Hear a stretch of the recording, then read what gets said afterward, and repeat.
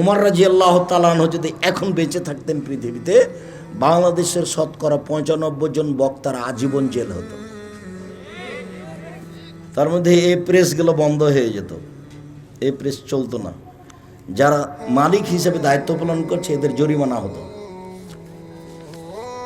দেখেন এই যে ৩ লাইনের দোয়া, যেটা নবীন নয়, দেখেন ১ পৃষ্ঠার দোয়া, ৩৫ বছর থেকে বলছে এই দোয়ার যদি একটা বাক্য নবীর প্রমাণ হয়ে যায় আমি আর বক্তব্য দেব না। তাহলে উমর রাদিয়াল্লাহু তাআলা বেঁচে থাকলে এই প্রেস বন্ধ হতো, যারা ছাপাচ্ছে তাদের জেল হতো, প্রেসের আজীবন বন্ধ হয়ে যেত ঘোষণা। উমর তো উমারই, উমার মানে ২৫-২০ নয়, ২৫ উমার মানে ২০ তো ২০, ২০ নয়, এর নাম উমার। পশু প্রাণী ভয় পেত জঙ্গলে, তার নাম উমার। শয়তান তার রাস্তা দিয়ে হাঁটতো না, তার নাম উমার। আল্লাহর নবী বলছেন আমি উমারের আত্মমর্যাদাকে হিসাব করি। সকালে বলছেন উমার আমি রাতে স্বপ্নে জান্নাত দেখলাম, ঘুরলাম জান্নাত, দেখে একটা বিশাল প্রাসাদ টক টক টক করছে, ঝকঝক করছে, মনে হলো যে তার ভিতর যে কত সুন্দর, একটু দেখি। পাশে একটা বৃদ্ধা মহিলা ছিল, আমি বললাম এই মহিলা বলতে পারো এই প্রাসাদ কার? তো বললো যে উমারের। যেমন বলেছে উমারের তেমন তোমার আত্মমর্যাদাকে আমি হিসাব করেছি, এত বড় মানুষের ঘরে ঢুকবো কি করে? উমার আমি তোমার আত্মমর্যাদাকে হিসাব করে তোমার ঘরে ঢুকিনি উমার। হাদিস বুখারী মুসলিম। উমর তখন বলছেন আল্লাহর নবী আপনি আমার আত্মমর্যাদাকে হিসাব করেন, দিয়ে কাঁদতে লাগলেন। হাদিস বুখারী মুসলিম। আর যদি আপনার আত্মমর্যাদার কথা বলি তো মনে হয় যে আপনার গায়ে একটুকু রক্ত নাই, সবই পুজ। আপনার স্ত্রী রিক্সাওয়ালার সাথে ধাক্কা খেলে আপনাকে কোনো কিছু লাগে না, ভ্যানিটি ব্যাগ হাতে নিয়ে আপনার স্ত্রী চলে যায় গাজীপুর বাজার করতে, আপনাকে একটুকু খারাপ লাগে না। আপনার শরীরে সবটুকুই পুজ, রক্ত বলে কোনো জিনিস নাই, আপনাকে খারাপ লাগে না। বউ ল্যাংটা হয়ে ঘুরে বেড়ে আপনাকে খারাপ লাগে না। আমি বুঝতে পারি না আসলে আপনি মানুষ নয়, কখন অন্যরকম হয়ে গেছে। আমাদের বউ যদি গায়ে, রিক্সাওয়ালার গায়ে একটু ঠেকে যায়, ইন্না লিল্লাহি ওয়া ইন্না ইলাইহি রাজিউন, একই কথা। আপনাকে একটু খারাপ লাগে না কেন? আপনার স্ত্রী চেয়ারম্যান মেম্বারে দাঁড়ালো, সব লোককে খালি বলে ভাইয়া আসেন চা খেয়ে যান, ভাইয়া আসেন যা। আপনার স্ত্রী যে সবাকি ডাকে,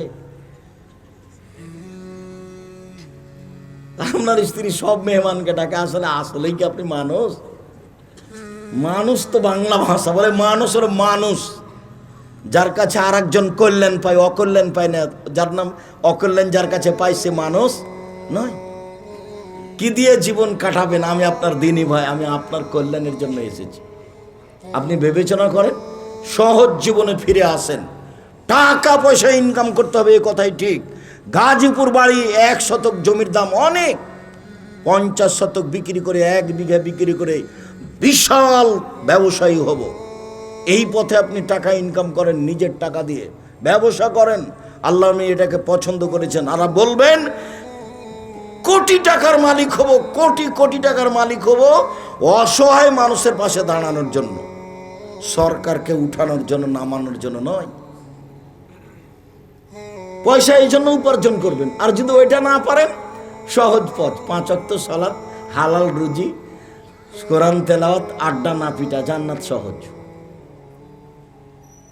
এগুলো ঝামেলা বাদ দেন, মুখখান কন্ট্রোল রাখেন, মুখ দিয়ে কাউকে কষ্ট দিবেন না, দলীয় দাপট দেখাবেন না 1 মিনিটের জন্য। দলীয় ক্ষমতা, কাউকে অপমান করে, কাউকে জেল হাজতে দিয়ে, কাউকে গালি দিয়ে, কারো নিন্দা করে, জমি দখল করে ক্ষমতা দেখাবেন না। আপনাদের নেত্রীর মাত্র 45 মিনিট বয়স। কত মিনিট? 45 মিনিট। দলীয় দাপট দেখাবেন না। ফেরাউন ডুবে গেছে 1500 বছর পরেও, ফেরাউন ডুবে গেছে 1500 বছর পরেও সহজভাবে বসবাস করেন। নিজেকে মনে করেন আমি মাটির মানুষ। প্রতিশোধ নেবেন না, প্রতিশোধবাদ। আচ্ছা গালি দিয়েছে, আচ্ছা মেরেছে। নিজে কোনোদিন মামলা করবেন না কারোর বিরুদ্ধে, কোর্টে যাবেন না কারোর বিরুদ্ধে। যা হয়েছে হয়েছে। ক্ষমতা দেখাবেন না, দলীয় দাপট দেখাবেন না, মানুষকে অপমান করবেন না, মানুষকে খাটো করবেন না, মানুষকে তুচ্ছ করবেন না, মানুষকে অপমান করবেন না। ক্ষমতা দেখে মানুষের জমি দখল করবেন না। ক্ষমতা দেখে এক জমি 7 বার বিক্রি করেন। গাজীপুর মানে একদিন ছিল বাঘ ভাল্লুক কুকুর শিরগাল বসবাস করত, এখন হলো স্বর্ণ দিয়ে পরিবর্তন। এটা নিয়ামত, এটা হিসাব করতে হবে। এদের ক্ষমতা দেখিয়ে পরকাল হারায়েন না, সালাত আদায় করবেন। আল্লাহ রাসূল বললেন, পৃথিবীর মানুষ যেভাবে আমাকে সালাত আদায় করতে দেখছো সেভাবে সালাত আদায় করো। সুন্দর করে ওযু করলেন। কথাটা শেষ করি। আমাদের নবীকে আল্লাহ বলতেন, মোহাম্মদ বলতে পারেন ওপরে কি নিয়ে হইচই হচ্ছে? আমি বললাম, জি হ্যাঁ বলতে পারি। মানুষের পাপ কিসে মিটে যাবে এই নিয়ে হইচই হচ্ছে। মানুষের পাপ মিটে যায় 1, সুন্দর করে ওযু করলে, 2, পায়ে হেঁটে মসজিদে গেলে, 3, সলাতের পরে বসে বসে তাসবিহ তাহলিল জিকির আজকার করলে পাপ মিটে যায়, মান বেড়ে যায়। এইটুকু যদি করে তার মরে যাওয়া ভালো, তার বেঁচে থাকা ভালো, তার মরে যাওয়া ভালো, তার বেঁচে থাকা ভালো। এরপরে লোকটা হয়ে যায় সেই দিনের মতো যেদিন তার মা তাকে জন্ম দিয়েছে, নিষ্পাপ হয়ে যায়। যদি মানুষ সুন্দর করে ওযু করে, পায়ে হেঁটে মসজিদে যায়, সলাতের পরে বসে বসে তাসবিহ তাহলিল জিকির আজকার করে, তাহলে লোকটা হয়ে যায় সেই দিনের মতো যেদিন তার মা তাকে জন্ম দিয়েছে, নিষ্পাপ হয়ে যায়। আল্লাহু আকবার বলার পূর্বে সুন্দর করে ওযু করে নেন। এই ছেলে বসো, প্রয়োজন দেখাবে না কয়েক মিনিট। দয়া করে কোনো কাজ আমাকে দেখাবেন না। কয়েক মিনিট আমি আপনার জন্য এসেছি। নিজের হিসাব নিজের কাছে রাখবেন। অজু করার পূর্বে পেশাব পায়খানার কাজ থাকলে সেরে আসেন, না হলে অজু সলাত হবে না। পেশাব পায়খানা শেষে পানি দিয়ে পবিত্রতা অর্জন করবেন। তারপরে হাত মাটিতে মেজে নেবেন। আগে ঢেল টিস্যু পেপার, পরে পানি, এটা মিথ্যা। পানি নাই তখন ঢেল টিস্যু পেপার, এটা ঠিক আছে। ঢেল টিস্যু পেপার নিয়ে 40 কদম হাঁটতে হবে, এটা নোংরামি।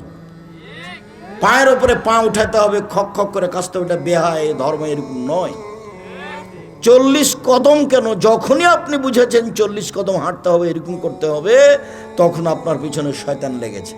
40 ঘন্টা পরে যদি আপনি টিস্যু ফেলেন, তবু আপনার মনে হবে পেশাব আসলো মনে হয়, এই পেশাব আসলো মনে হয়। আপনাকে একবারে বোকা বানিয়ে ছাড়বে, আর আপনাকে পবিত্র হতে দেবে না। ওটা শয়তান করছে, আপনি ওটা বুঝতে পারছেন না। ওকে আপনাকে বোকা বানানোই তার কাজ। ও সব সময় জিদে আছে, আদমের ছেলে মেয়েকে আমি জাহান্নামে নিয়ে যাব। কিভাবে নিয়ে যাবো সেটা আমার কৌশল।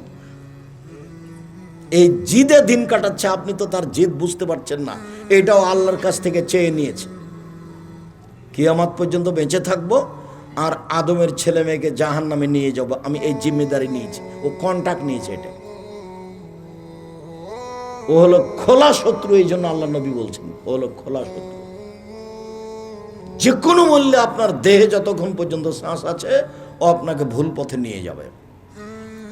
তো আপনি রাসূলের পদ্ধতিতে আসেন, বাস পেশাব পায়খানার পরে পানি দিয়ে পবিত্র অর্জন করেন, হাতটা মাটিতে মেজে নেন, অজু করেন। অজু শেষে একটু হাতে ছিটা পানি নিয়ে লজ্জা স্থান সামনাসামনি ছিটিয়ে দেন। আলহামদুলিল্লাহ। এখন যদি আপনার পেশাব আসে বলে মনে হয়, তাহলে আপনি বলবেন, এই শয়তান, পেশাবে আমার কাপড় ভিজে যাক রে, আমি আর অজু করব না। সর এখান থেকে সর, আমার কাপড় ভিজে যাক পেশাবে, তবু আর অজু করব না। তোকে আমি পাগল, আমাকে বানাবে এই সুযোগ দেব না। শয়তান আপনাকে করাচ্ছে। অজু শেষে বলবেন, আশহাদু আল্লা ইলাহা ইল্লাল্লাহু ওয়াহদাহু লা শারীকা লাহু ওয়া আশহাদু আন্না মুহাম্মাদান আবদুহু ওয়া রাসূলুহু। তাহলে জান্নাতের সব দরজা খোলা। বিশাল ব্যাপার, বুখারী মুসলিমের হাদিস। এই দোয়া মুখস্থ থাকলে ভালো, মুখস্থ না থাকলে আগামীকাল সন্ধ্যা হতে হতে করতে হবে। তোমাদেরকে 24 ঘন্টা, মুরব্বীদের 3 দিন সময় থাকলো। আর সাইদুল ইস্তেগফারের জন্য মুরব্বীদের সময় দেওয়া আছে 7 দিন, আর তোমাদের 24 ঘন্টা। সাইদুল ইস্তেগফার, ক্ষমা চাওয়ার সর্দার। আল্লাহুম্মা আনতা রাব্বি লা ইলাহা ইল্লা আনতা খালাকতানি ওয়া আনা আবদুকা ওয়া আনা আলা আহদিকা ওয়া ওয়াদিকা মাসতাতাতু ওয়া আউযু বিকা মিন শাররি মা সানাতু আবু লাকা বিনি'মাতিকা আলাইয়া ওয়া আবু বিযামবি ফাগফিরলি ফা ইন্নাহু লা ইয়াগফিরু যুনুবা ইল্লা আনতা। সকালে যদি পড়ে সন্ধ্যা পর্যন্ত মারা গেলে জান্নাত। সন্ধ্যায় যদি পড়ে সকাল পর্যন্ত মারা গেলে জান্নাত। হাদিস বুখারী মুসলিম। তোমাকে সময় দিয়েছি 24 ঘন্টা, মুরব্বির সময় দিয়েছি 7 দিন। আর এই যে ওজুর দোয়া, সব দরজা খোলা, তোমার জন্য ঘরে 24 ঘন্টায় থাকলো, মুরব্বির জন্য 3 দিন। এটা ছোট দোয়া, কমিয়ে দেওয়া হলো। মুখস্থ করতেই হবে। কিভাবে করব? আপনার বাড়িতে বই আছে, নইলে আমি আপনার সহযোগিতা করেছি, যাওয়ার সময় দেখবেন বই আছে, আইনে রাসূল সাল্লাল্লাহু আলাইহি সাল্লাম দোয়া অধ্যায়। কত জায়গাতে হাত তুলে দোয়া করবেন, কত হাত তুলে দোয়ার হাদিস আছে, কোন দোয়া চলবে না, কোন দোয়া চলবে। আপনার খিদমতে আমি দিন রাত লেগে আছি। আপনি যে কি বুঝেন আমি বুঝতে পারি না। দিন রাত আপনার সেবায় আমার কাজ। নিজের জন্য 5 মিনিট ভাবি না কি হবে না হবে, যা হবে হবে। সম্মানিত দিনী ভাই বোন, এইবার যদি আপনি 40 কদম হাঁটেন ঢেল টিস্যু পেপার নিয়ে, তাহলে আপনি জান্নাতে যেতে চান, আপনার বউকে হাঁটতে হবে না? আপনার বউ ঢেল নিয়ে 40 কদম হাঁটবে, কেননা জান্নাত আপনার দাবি, বউয়ের দাবি লাগবে না। তো ও যদি 40 কদম হাঁটে ঢেল নিয়ে, টিস্যু পেপার নিয়ে, তা আপনি বলছেন আপনারা হিসেবে যে কেমন কেমন লাগবে। তো এইটা যদি কেমন কেমন লাগে, আপনি যখন ঢেল নিয়ে হাঁটেন তখন মহিলা যদি দেখে, তাকে কেমন কেমন লাগবে না? দুইটা তো সমান সমান। ধর্ম তো এটা নয়, ধর্ম তো উল্টে গেছে। পেশাব পায়খানার পরে পানি দিয়ে পবিত্রতা অর্জন করে হাত মেজে নিতে হবে। সুন্দর করে অজু করবেন, 3 বার করে অঙ্গগুলি ধুইবেন। একবার কবজি পর্যন্ত ধুইতে যদি 10 বার পানি লাগুক, একবার যখন ভিজে গেছে সম্পূর্ণ অঙ্গ, তখন কবজি পর্যন্ত ধোয়া হয়েছে। ধোয়া জায়গায় পানি দিয়ে ধোয়ার নাম দ্বিতীয়বার ধোয়া, ধোয়া জায়গায় পানি দিয়ে ধোয়ার নাম তৃতীয়বার ধোয়া। এ হলো সুন্দর অজু। কথা বুঝাতে পারিনি মনে হয়। সুন্দর অজু। এরপরে আল্লাহু আকবার বলে সালাতে দাঁড়াবেন। অজু করার পরে ওই দোয়া পড়েছেন, এরপরে আর এখন নিয়তের দোয়া পড়বেন না। নিয়তের দোয়া পড়লে রাসূলকে অপমান করেছেন, আর ইবাদত কবুল হবে না। সালাতও গেছে, সবই গেছে। চাঁপাইনবাবগঞ্জের ভাষাতে দোয়া যদি নিয়তের পড়েন, তাহলে চাঁপাইনবাবগঞ্জের ভাষাতে আমও গেল, ছালাও গেল, কানতে কাঁদতে দূরে চোখও গেল, কিছুই হবে না, সব গেল। কেন? রাসূলকে অপমান করে ইবাদত কবুল হবে না। আপনি তো জান্নাতের দরজা খুলে নিয়েছেন সবটুকুই। ওযু করার পরে বলেছেন আশহাদু আল্লা ইলাহা ইল্লাল্লাহু ওয়াহদাহু লা শারীকা লাহু ওয়া আশহাদু আন্না মুহাম্মাদান আবদুহু ওয়া রাসূলুহু। হাদিস তো বুখারী মুসলিম। আমার আপনার বিবেচনার কি দরকার? আমল করব বাস। পাবো এই আশায় কি করব? আমল করব। পাবো এই আশায় আমল করব, এটা আমার কাজ। এখানে আমার কোনো বিবেচনার সুযোগ নেই। আমি পীর সাহেবের কথাই চলি না, বড় হুজুরের কথাই চলি না, বুজুর্গানে দিনের কথাই চলি না। একজন মানুষের কথাই চলি, যার নাম মুহাম্মদ সাল্লাল্লাহু আলাইহি সাল্লাম। রূপক ধর্ম চলে না। 1 গিলাস পানি পান করতে কয়টা বিধান লাগে? 5টা। যার নিয়মের নাম হচ্ছে মুহাম্মদ সাল্লাল্লাহু আলাইহি সাল্লামের নিয়ম, সুন্নাত, রাসূল সাল্লাল্লাহু আলাইহি সাল্লামের নিয়ম। সম্মানিত দিনী ভাই বোন, আল্লাহু আকবার বলার পূর্বে কোনো কথা বলবেন না, বিসমিল্লাহ চলবে না। আল্লাহু আকবার এমন পাওয়ারফুল শব্দ যে বিসমিল্লাহ চলবে না। নিয়ত তো বহুদূরের কথা। 2 পায়ের মাঝে ফাঁকা রাখবেন, যে শরীরের ভারসাম্য বজায় রাখার জন্য যতটুকু লাগে। চাঁপাইনবাবগঞ্জের মহিলা বৈঠকের মতো মহিলারা যেন এরকম না করে। মহিলা বৈঠকে মহিলারা বলে, বুবু যখন নামাজে দাঁড়াবা বুবু, তখন 2 পায়ের গোড়ালিকে জমা রাখিও বুবু। যদি 2 পায়ের গোড়ালি ফাঁকা রাখো বুবু, তাহলে লজ্জা স্থানের যোগাযোগ বুবু মাটির সাথে হবে, মাটি অভিশাপ করবে। বুবুর সব কথাই নাকি বুখারীতে আছে। বুবু যদি শাড়ি পরে নামাজ পড়ো বুবু, তাহলে ল্যাঙ্গট পরিও, নইলে লজ্জা স্থানের যোগাযোগ বুবু মাটির সাথে হবে, মাটি অভিশাপ করবে। বুবুর সব কথাই নাকি বুখারীতে আছে। এমনটা যেন হয় না। বুবু সিজদায় যখন যাবা বুবু, হাতি যেমন মাটিতে পড়ে যায়, তেমনি একবারে মাটিতে পড়ে গিয়ে আঁটো সাঁটো হয়ে সিজদা করিও বুবু। যদি বুককে উরু থেকে পৃথক রাখো বুবু, তাহলে স্তন ঝুলন্ত থাকবে বুবু, পর্দার ব্যাঘাত ঘটবে। বুবুর সব কথাই নাকি বুখারীতে আছে। ধর্মের নামে মিথ্যে কথা দিন রাত বলছে বুবু। 60% থেকে 70% কথা মিথ্যা আছে। ওটা ধর্ম নয়। কোরআন মাজিদের গায়ে যদি মানুষ মিথ্যা কথা লিখতে পারে, তাহলে বক্তব্যে মানুষ মিথ্যা কথা বলতে পারে? আপনাকে আমি কতদিন বললাম, মুকশেদুল মুমিন নামে একটা বই আছে, সেই বই একটা হেডলাইন আছে, অবিবাহিত ছেলে মেয়ের পড়া নিষেধ। হেডলাইন, যে দেখে সেই পড়ে, যে দেখে সেই পড়ে। অবাক কথা কি আছে, তা আমিও পড়ে দেখেছি। তখন লেখা আছে যে ভরা পেটে স্ত্রী মিলন হলে ছেলে ভ্যাংচা হয়, সফরের পূর্বে স্ত্রী মিলন হলে ছেলে টেরা হয়, চন্দ্র সূর্য গ্রহণের সময় স্ত্রী মিলন হলে ছেলে কানা হয়। অবাক কথা, সবটুকুই মিথ্যা কথা, একবারে হেডলাইন থেকে শুরু থেকে শেষ পর্যন্ত একটা কথাও সত্য নয়। শুধু কেন সত্য নয়, কোরআন মাজিদের সরাসরি বিরোধী। কোরআন মাজিদে আল্লাহ বলছেন নিসাউকুম হারসুল্লাকুম ফাতু হারসাকুম আন্না শিতুম, তোমাদের স্ত্রী তোমাদের জমি, তোমাদের স্ত্রী তোমাদের ক্ষেত, তোমরা তোমাদের স্ত্রীর নিকটে আসো তোমাদের ইচ্ছে মতো, সকালেই কি, বিকালেই কি, দুপুরেই কি, ভরা পেটেই কি, সফরের পূর্বেই কি, চন্দ্রগ্রহণ লাগলেই কি আর না লাগলেই কি। তা আল্লাহ বলছেন, কেমনে উনি কলমে লিখতে পারেন এই কথা যে ভরা পেটে স্ত্রী মিলন হলে ছেলে ভ্যাংচা হয়, সফরের পূর্বে স্ত্রী মিলন হলে ছেলে টেরা হয়, চন্দ্র সূর্য গ্রহণের সময় স্ত্রী মিলন হলে ছেলে কানা হয়। একবারে নগদ মিথ্যা কথা, ডাহা মিথ্যা কথা ধর্মের নামে। আমার তো মনে হয় এসব বক্তব্য, এসব কলম পুঁথির গানের মতো। আমরা তো চাঁপাইনবাবগঞ্জের মানুষ, পুঁথির গান বইয়ে লেখা আছে, সেগুলো আমাদের গ্রামের লোকেরা গরমের দিনে খুলিতে বসে বাড়ির সামনের চত্বরে বসে পড়তো। তাতে কি লেখা থাকতো? 6 মাসের রাস্তা মর্দ 6 দিনে গেল, ঘোড়ায় চড়িয়ে মর্দ হাঁটিয়া চলিল। 6 মাসের রাস্তা মর্দ 6 দিনে গেল, ঘোড়ায় চড়িয়া মর্দ হাঁটিয়া চলিল। ফাতেমা কান্দিয়া কয় আজ বুঝি হুসাইন কারবালাতে শহীদ হয়, ফাতেমা কান্দিয়া কয় আজ বুঝি হুসাইন কারবালাতে শহীদ হয়।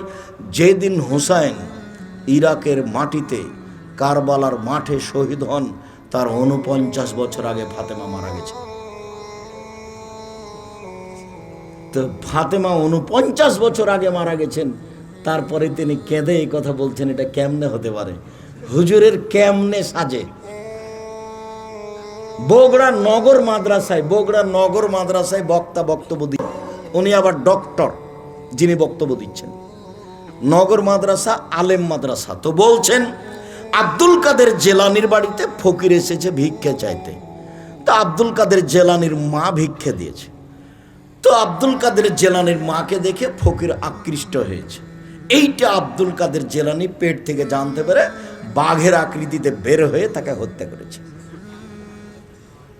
বক্তা তো বক্তব্য দিলই, এখন জনগণ কেউ যদি বলতো আচ্ছা মাওলানা সাহেব উনি তো বাঘের আকৃতিতে বের হলেন, তো আব্দুল কাদের জেলানির তো এখনো জন্মের সময় হয়নি, তো উনি ভিতরে গেলেন কিভাবে? এক, আর আব্দুল কাদের জেলানির মায়ের সাথে তো অন্যায় করেনি, তাকে হত্যা করা কি অন্যায় হলো না? তো এখন তাহলে আব্দুল কাদের জেলানি জীবিত হওয়ার সাথে সাথে তাকে হত্যা করতে হবে, এর নাম কেসাস। এই শেষেরটুকু মনে হয় বুঝতে পারলেন না। শেষেরটুকু বুঝেছেন ভাইজান? আবার বলি যে আব্দুল কাদের জেলানি মায়ের পেট থেকে বের হয়ে লোকটাকে কি করলো? হত্যা করলো। তো আব্দুল কাদের জেলানির মায়ের সাথে জেনা প্রমাণ হতে হবে এবং ওই লোকটাকে বিবাহিত প্রমাণ হতে হবে, তাহলে হত্যা করা যাবে। তার নাম রজম। তো জেনাই তো হয়নি, কথার কথা 1 মিনিট ধরে নিলাম যে আকৃষ্ট হয়েছে, তো জেনাই হয়নি, তো হত্যা করবে কি করে? আবার ও বিবাহিত কি না সেটাই প্রমাণ কি, কিভাবে হত্যা করবে তাকে? ও বিবাহিত হতে হবে, জেনা প্রমাণ হতে হবে, তারপরে হত্যা। তো কোনো কিছুই হলো না, আব্দুল কাদের জেলানি তাকে আগেই মেরে দিলেন। তাহলে আব্দুল কাদের জেলানি একটা মানুষকে অন্যায়ভাবে কি করলেন? হত্যা করলেন। এখন কোরআন মাজিদে অন্যায় হত্যা করার ফলাফল কি? হত্যা, কেসাস। তাহলে এখন আব্দুল কাদের জেলানি জন্ম হওয়ার সাথে সাথে কি করতে হবে? হত্যা করে দিতে হবে। এরকমই চলছে। বলছে আব্দুল কাদের জেলানি যাচ্ছে না আকাশে, কেন, কি হয়েছে? বলে আল্লাহর বিচারে ভুল হয়েছে, সংশোধন করতে হবে। বইও লেখা আছে এইভাবে, বইও লেখা আছে। এইভাবেই চলছে বক্তব্য, এভাবেই চলছে বই পুস্তক। জাতির সংশোধনের জন্য এসেছি, জাতিকে ভুল পথে পরিচালনা করার জন্য আসেনি। জাতির যদি রাস্তাঘাট করে দিতে না পারি, জাতির যদি স্কুল কলেজ করে দিতে না পারি, জাতিকে চূড়ান্ত সঠিক ধর্ম দিতে পারবো ইনশাআল্লাহ। ধর্মের ব্যাপারে জাতিকে ফাঁকি দিয়ে পরকাল হারাতে রাজি নই। আল্লাহু আকবার বলার সময় হাত দুটা এই পর্যন্ত উঠাবেন, কাঁধ সামনাসামনি, কানের লতি সামনাসামনি, কান ধরা হবে না, কানের লতিতে লাগানো হবে না, এরকম করে ধরা হবে না, বাস কানের লতি না হলে কাঁধ সামনাসামনি, আঙ্গুল জমা জমা থাকবে, আঙ্গুল আকাশমুখী থাকবে, এটাও হবে না। আর এরকম হবে না, এরকম হবে না, এরকম হবে না। বুখারী মুসলিমের হাদিস, কাঁধ সামনাসামনি। যারা আপনারা মহিলা মানুষ আছেন, হয়তোবা প্রজেক্টটা দেওয়া আছে, বুঝতে পারছেন কি না, দেখতে পাচ্ছেন কি না, আগেই চলে গেছেন নাকি, বলে বক্তব্য শুনেছি আব্দুল রাহিম সাহেব, এত শক্ত বক্তব্য শুনতে পারবো না, গেলাম। হতেও পারে, যদি কষ্ট করে থাকেন আপনার জন্য এসেছি, তাহলে এইভাবে বলবেন আল্লাহু আকবার, তারপর ডান হাতের কবজি বাম হাতের কবজির উপরে রাখবেন। এক সহিহ হাদিস। বাহুর উপরে বাহু রাখবেন, সহিহ হাদিস। বুকের উপরে রাখবেন, 5টি সহিহ হাদিস। নাভির নিচে রাখবেন 3টি জয়ীফ হাদিস, অগ্রহণীয়।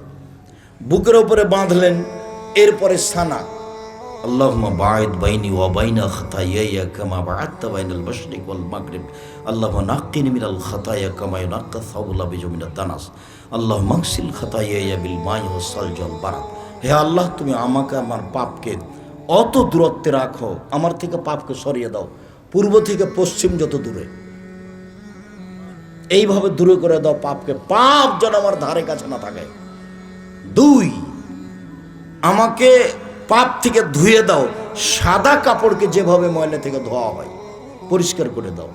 3, এমন ভাবে আমাকে ধুয়ে দাও, ঠান্ডা পানি বরফ দিয়ে তুষার দিয়ে ধুয়ে আমাকে ঝকঝকে করে দাও, এর নাম সানা। আউযু বিল্লাহি মিনাশ শাইতানির রাজিম। মারদুদ বিতাড়িত শয়তান থেকে পরিত্রাণ চাচ্ছি। বিসমিল্লাহির রহমানির রহিম। পরম দাতা দয়ালুর নামে আরম্ভ করছি। আলহামদুলিল্লাহি রাব্বিল আলামিন। বিশ্বজগতের প্রতিপালকের প্রশংসা। আর রহমান রাহিম, তিনি হচ্ছেন পরম দাতা দয়ালু, মালিকে ইয়াউমিদ্দিন, তিনি হচ্ছেন বিচার দিনের মালিক। ইয়াকা নাবুদু, একমাত্র তোমার ইবাদত করি, ওয়া ইয়াকা নাস্তাঈন, একমাত্র তোমার কাছে সাহায্য চাই। ইহদিনাস সিরাতাল মুস্তাকিম। তুমি আমার একটা কথা শোনো, তুমি আমার একটা কথা শোনো, তুমি আমাকে সঠিক পথ দেখাও।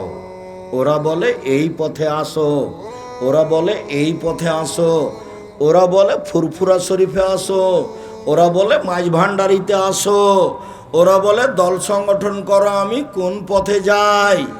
আমাকে সোজা পথ দেখাও। আবুল আলা মওদুদী রাহিমাহুল্লাহ বললেন, আমাকে রাজপথ দেখাও। সারা পৃথিবীর মানুষ বললেন, আমাকে সহজ সরল পথ দেখাও, আঁকা বাঁকা হয় না জানো। সিরাতাল লাযীনা আনআমতা আলাইহিম, ওদের পথ দেখাবা যাদের ভালোবেসেছ, যাদের প্রতি দয়া করেছ। গায়রিল মাগদুবি আলাইহিম ওয়ালাদ-দাল্লিন, ওদের পথ দেখায় না যারা অভিশপ্ত ইহুদি, ওদের পথ দেখায় না যারা ভ্রান্ত খ্রিস্টান। আমিন। দীর্ঘ সময় ধরে তোমার দরবারে যে প্রার্থনা করলাম সেটা কবুল করো। ইবাদতের জগতে ব্যতিক্রম দুয়া সূরা ফাতিহা, যার জন্য একাই হলেও বলতে হবে, সালাতে নামাজে জামাত হলেও বলতে হবে, জোরে হলেও বলতে হবে, আস্তে হলেও বলতে হবে, বলতেই হবে, বলতে আপনি বাধ্য। সূরা ফাতিহা পড়ার ব্যাপারে এইভাবে বলতে হবে, চাঁপে নবগঞ্জের ভাষার মতো, তুই তো বলবি তোর বাপকে বলতে হবে। ব্যতিক্রম দোয়া, একটাই কথা আছে, কিন্তু আপনি কোনোদিন খেয়াল করেছেন কিনা, একটাই বাক্য, আগে খালি প্রশংসা করা হয়েছে। এমনি মানুষের কাছে যদি কিছু চান তো প্রশংসা করা লাগে। আসসালামু আলাইকুম ভাইজান, আপনি তো খুব বড় মানুষ, ভালো মানুষ, সবাইকে সহযোগিতা করেন ভাইজান, সবাই আপনার কথা বলে। আমার ছেলের হাত ভেঙে গেছে ভাইজান, আমি আপনার কাছে 10,000 টাকা কর্জ নিতে এসেছি, একটু দয়া করে দিবেন। হ্যাঁ সেই তোরে, তো আসলে এখন তো টাকা পয়সা হাতে নেই, আচ্ছা বিকেল আয় দেখি, এভাবে বলবে।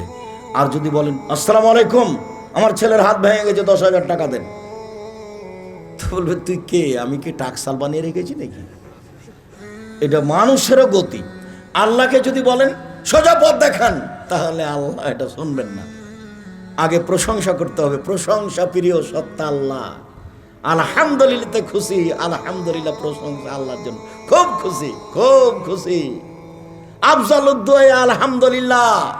ইবাদতের জগতে সবচেয়ে উত্তম দোয়া হলো আলহামদুলিল্লাহ, মানে খুশি। আফজালুদ যিকরে লা ইলাহা ইল্লাল্লাহ, সবচেয়ে উত্তম জিকির হলো লা ইলাহা ইল্লাল্লাহ। খুব খুশি প্রশংসায়।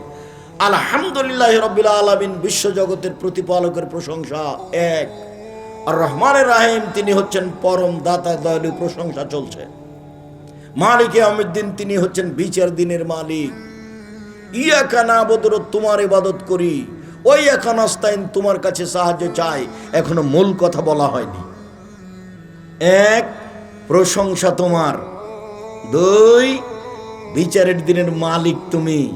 তিন, পরমদাতা দয়ালু তুমি। চার, তোমার কাছে সাহায্য চাই। পাঁচ, একমাত্র তোমারই ইবাদত করি। এখন কথা আসলো, আমাকে আমার একটা কথা শোনো, আমাকে সরল পথ দেখাও। এটাই বাক্য। এখন আবার বলছে, ওদের পথ দেখাবা যাদের ভালোবেসেছো, ওদের পথ দেখাবা না যারা অভিশপ্ত, যারা ভ্রান্ত। কথা শেষ। বুঝা যায়নি মনে হয়? একটাই বাক্য আছে সূরা ফাতিহায়, সেটা হলো কি, আমাকে সরল পথ দেখান, সোজা পথ দেখান। এটাই বাক্য। এতক্ষণ যাবৎ প্রশংসা করে এটাই বলা হয়েছে। তারপরে যে কোনো সূরা, বিসমিল্লাহির রহমানির রহিম, পরম দাতা দয়ালুর নামে আরম্ভ করছি। কুল হুয়াল্লাহু আহাদ, হে নবী আপনি বলুন আল্লাহ একক, আল্লাহ সামাদ, তিনি নিরপেক্ষ মুখাপেক্ষীহীন। লাম ইয়ালিদ, তিনি কাউকে জন্ম দেননি। ওয়ালাম ইউলাদ, তিনি কারো থেকে জন্ম নেননি। ওয়ালাম ইয়াকুল্লাহু কুফুয়ান আহাদ, তার সমকক্ষ কেউ নেই। আল্লাহু আকবার। হাত ওই পর্যন্ত উঠাবেন, ওইভাবেই কানের লতি, কাঁধ সামনাপান্নি, ওইভাবেই আগে যেভাবে ছিল এ পর্যন্ত উঠিয়ে এবার চলেন রুকুতে। রুকুতে যাওয়ার পূর্বে আপনার সাথে আমার জরুরি কয়েকটা কথা। তার প্রথম কথা হচ্ছে, মাথা উঁচুও হবে না, নিচুও হবে না, একবার সোজা হয়ে থাকবে রডের মতো। এরকম হবে না, এরকমও হবে না। আর পিঠটা একবারে সোজা হয়ে থাকবে, পিঠের উপরে একটা গিলাস রাখলে যেন থেকে যায়, এরকম পিঠটা সোজা হয়ে থাকবে। তারপরে হাতের আঙ্গুল খুলে খুলে রাখবেন। হাতটা এভাবে বাঁকা হবে না, রডের মতো সোজা হয়ে থাকবে। হাতটা এভাবে বাঁকা হবে না, পিঠটা যেন মধ্যখানে এরকম উঁচু না হয়। আপনি আপনার মেয়েকে কালকে সলাত আদায় করতে বলেন, আপনার সামনে একটু দেখেন, আল্লাহ নবী বাস্তব সলাত প্রশিক্ষণ দিতেন।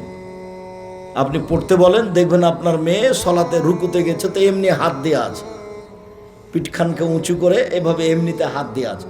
কোমর থেকে সামনের ওজন হাতের উপরে থাকতে হবে, হাত দিয়ে হাঁটুকে চেপে ধরে থাকতে হবে। সুবহান রব্বিল আজিম, যতবার ইচ্ছে, একবার হোক 50 বার হোক। বারের হাদিস একটাও ঠিক নয়, 3-এর ঠিক নয়, 5-এর ঠিক নয়, 10-এর ঠিক নয়, যে যা পারে। অথবা বলুন সুবহান কুদ্দুসুন রব্বুল মালাইকাতুর রূহ, অথবা বলেন সুবহানাকা আল্লাহুম্মা রাব্বানা ওয়া বিহামদিকা আল্লাহুম্মা গফিরলি, তোমার প্রশংসা সহকারে তোমার পবিত্রতা বর্ণনা করি, আমাকে ক্ষমা করো। যতবার পড়েন। তারপরে চলেন সামি আল্লাহু লিমান হামিদা, ওই পর্যন্ত উঠাবেন। প্রথমে যা ছিল একই নিয়ম, হাত উঠে ওই পর্যন্ত, এবার ছেড়ে দেন। সবকে স্ব স্থানে যেতে হবে, হাড় দিকে একবারে সোজা হয়ে দাঁড়িয়ে থাকেন, রুকুতে যেতে পাবেন না। রুকুতে চলে গেলেই আর সলাত হবে না, দাঁড়িয়ে থাকেন। সামি আল্লাহু লিমান হামিদা রাব্বানা লাকাল হামদ হামদান কাসীরান তাইয়িবান মুবারাকান। আল্লাহ ওই লোকের প্রশংসা শুনল যে তার প্রশংসা করলো, খুব তার প্রশংসা, বরকতময় তার প্রশংসা, মঙ্গলময় তার প্রশংসা। মিলা সামাতে, আকাশ পরিমাণ তার প্রশংসা, মিলা লার্জ, জমিন পরিমাণ প্রশংসা, মিলামা শেতা বিনসাইন, মিলামা বাইনাহুমা, আকাশ জমিনের মধ্যে যে ফাঁকা আছে সেই পরিমাণ প্রশংসা, মিলামা শেতা বিন শাইন বাদ। এরপরে যত চাও তত তোমার প্রশংসা। দাঁড়িয়ে দাঁড়িয়ে বলতে থাকেন, সিজদায় যেতে পাবেন না, সোজা দাঁড়িয়ে থাকবেন একবারে। খালি তাড়াহুড়া করে গেলে আর সালাত হবে না। এবার চলেন সিজদায়। আপনার সাথে জরুরি কথা সিজদায় যাওয়ার আগে। এক,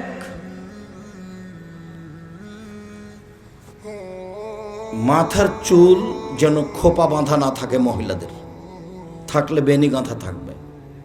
আপনার যেন হাত জড়ানো না থাকে জামার, পায়জামার। যদি পায়জামা জড়াতে হয় তাহলে কোমরে জড়াতে হবে, নিচের দিকে জড়ানো হারাম।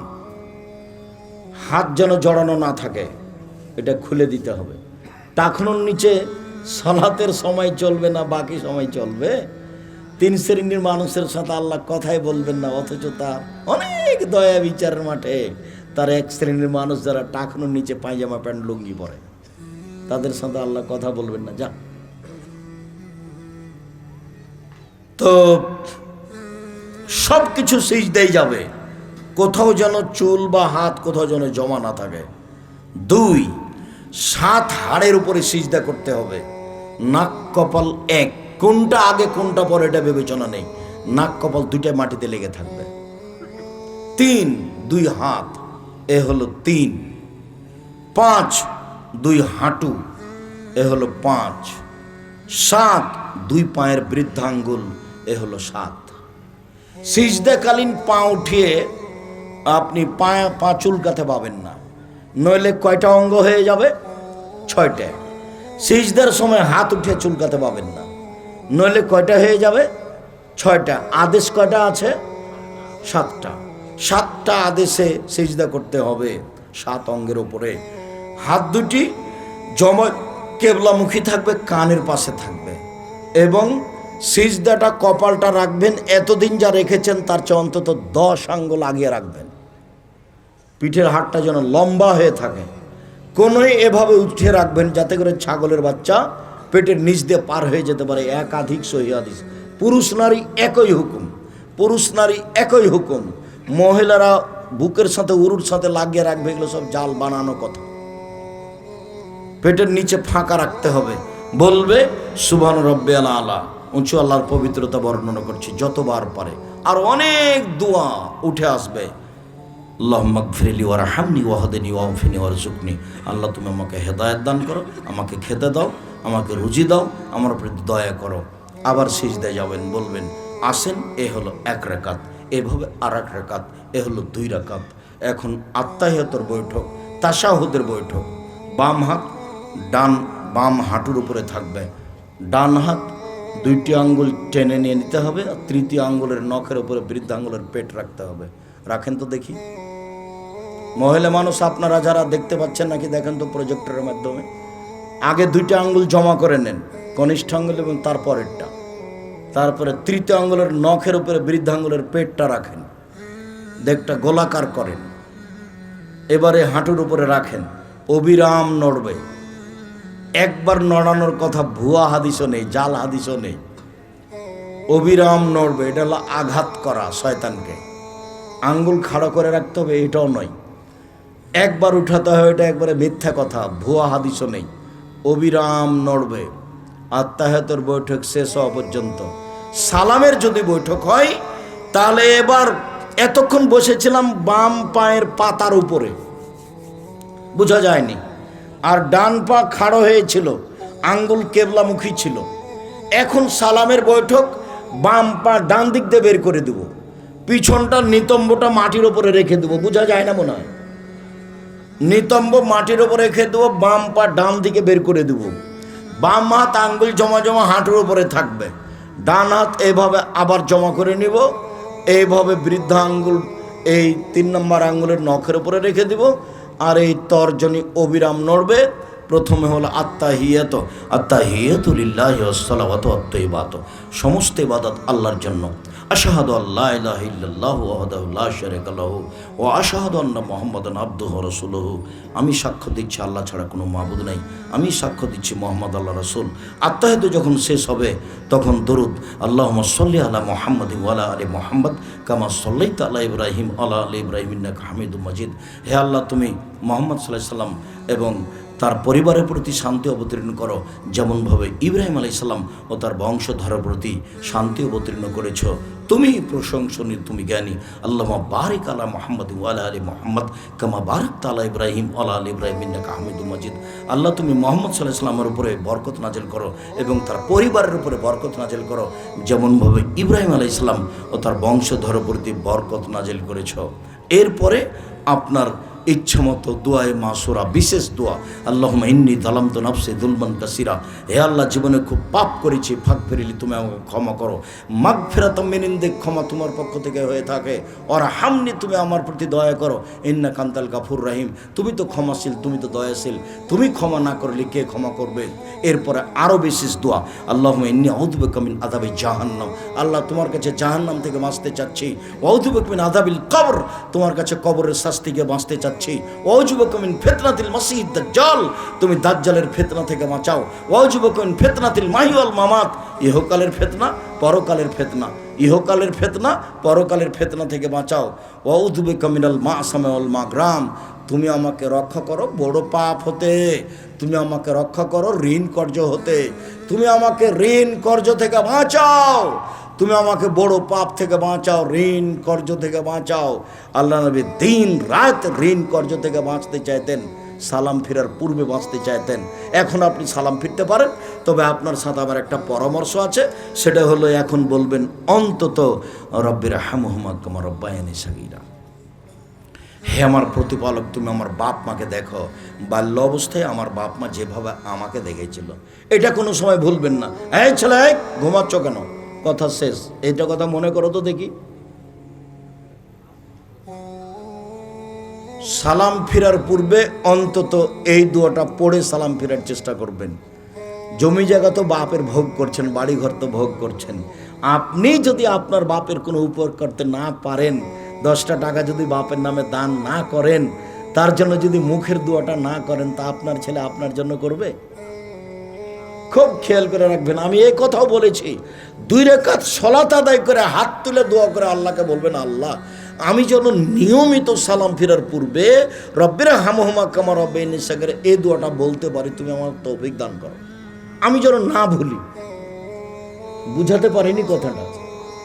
আপনি এটা দোয়া পড়ার জন্য সহযোগিতা কার কাছে চাইবেন? আল্লাহর কাছে। 2 রাকাত সালাত আদায় করে বলবেন, আল্লাহ আমি যেন এই দোয়াটা না ভুলি, আমি যেন চট করে সালাম ফিরে না দিই। আমি বলবো রব্বির হামহুমা কামা রব্বায়ানি সগীরা। এরপরে আসসালামু আলাইকুম রহমতুল্লাহ, আসসালামু আলাইকুম রহমতুল্লাহ, আল্লাহু আকবার, আস্তাগফিরুল্লাহ, আস্তাগফিরুল্লাহ, আস্তাগফিরুল্লাহ, আল্লাহুম্মা আনতাস সালাম ওয়া মিনকাস সালাম, তাবারাকতা ইয়া যাল জালালি ওয়াল ইকরাম। আরও অনেক, অন্তত আয়াতুল কুরসি। আয়াতুল কুরসি যদি ফরজ সালাতের পরে পড়েন তো আপনি জান্নাতে ঢুকেই গেছেন। তো ঢোকেননি কেন? মরেননি এই জন্য। তাহলে মরণ আপনাকে ঠেকিয়ে রেখেছে। খুব খেয়াল করে আয়াতুল কুরসি পড়বেন, মুখস্থ করে নিতে হবে। সুবহানাল্লাহ, আলহামদুলিল্লাহ, লা ইলাহা ইল্লাল্লাহ 33 33 34, লা ইলাহা ইল্লাল্লাহু ওয়াহদাহু লা শারীকা লাহু ওয়া আশহাদু আন্না মুহাম্মাদান আবদুহু ওয়া রাসূলুহু। সূরা ইখলাস, সূরা ফালাক, সূরা নাস ফজরের পরে 3 বার আর মাগরিবের পরে 3 বার। বাকি 3 টাইমে একবার, ইখলাস, ফালাক, নাস একবার, আর 2 টাইমে 3 বার করে। বুঝাতে পারিনি কথা? ইখলাস 3 বার, ফালাক 3 বার, নাস 3 বার, ফজরের সালাতের পরে আর মাগরিবের সালাতের পরে, আর বাকি 3 টাইমে একবার করে। শুকরিয়া, জাযাকুমুল্লাহ খায়ের। অবশ্যই 13-14 ফেব্রুয়ারি সম্মেলনে যাবেন। ছেলে মেয়েকে পাঠাবেন জামিয়া সালাফিয়ায়, মেয়েদের পাঠাবেন জামিয়া সালাফিয়ায়, থাকা খাওয়ার ব্যবস্থা। ও বই পুস্তক আছে, ও এসেছে কি? জি, আব্দুল্লাহর লেখা মিন্নাতুল বারি আছে, ব্যতিক্রম বুখারীর ব্যাখ্যা আপনাদের জন্য নিয়ে আসা হয়েছে। টাঙ্গাইল, গাজীপুরের লোক